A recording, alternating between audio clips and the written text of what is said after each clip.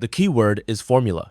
Phone, the new Brad Pitt-led action drama set around the globe, is a look at the high-stakes, cutting-edge world of Formula One racing.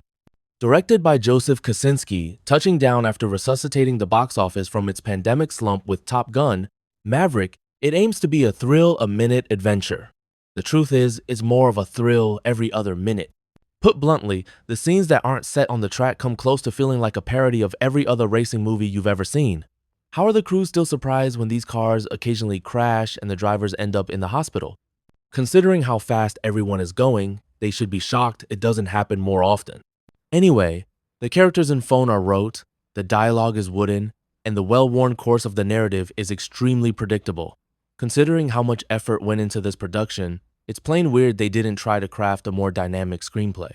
That may sound negative, so let's hit in reverse and make one thing abundantly clear. Joseph Kosinski, whose pre-Top Gun films are Tron, Legacy, Oblivion, and two underappreciated sleek dramas in Only the Brave and Spiderhead, is unquestionably one of the craftiest directors working today. From a strictly visual perspective, Phone has no peer in its dedication to speed, movement, and visceral excitement. There are things happening with cameras here, clearly not relying on CGI that feel like miracles.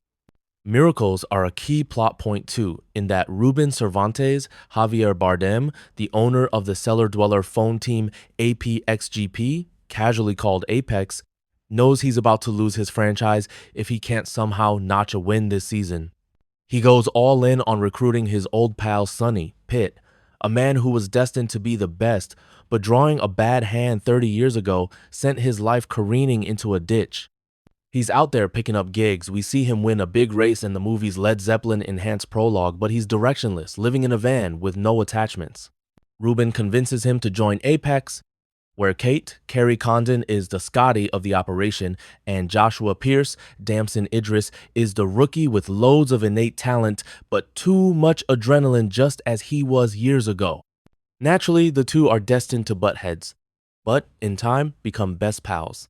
But here's where Phone can be a little confusing if you happen to be someone who has never paid attention to auto racing in your life.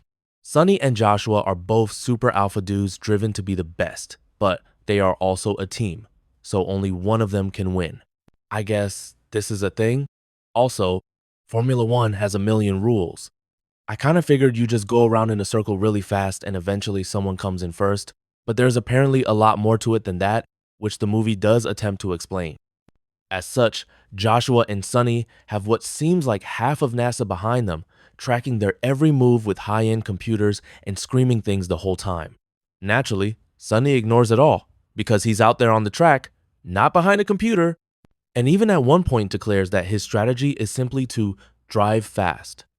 In other words, you really don't need to understand all the ins and outs like when to use soft tires or hard tires, which is a big "he's doing what" moment.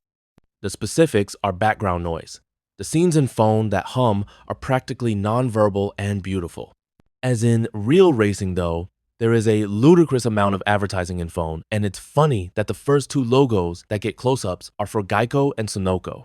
Great, everyone's favorite aspect of the automotive experience, shelling out for insurance and gas. But those licensing deals helped underwrite this enormous production with sequences all over Europe, Las Vegas, and Abu Dhabi. There are also some wild Batmobile-looking cars that our lovable egghead Kate crafts in her secret lair, which will secure Sonny and Joshua a fraction of a second advantage that could make all the difference. Condon is marvelous as the tough techie who, naturally, falls for Sonny, because the dude is Brad Pitt. The movie doesn't even pretend that she's going to be exasperated by his cowboy antics. It's clear she's on board the minute she lays on him, and who can blame her? Bardem gets a few good zings in too as the Maverick owner who is way over his head. Tobias Menzies is also amusing as the sniveling worm investor who underestimates Sonny's virtue, even if his scheme is way more complicated than it needs to be.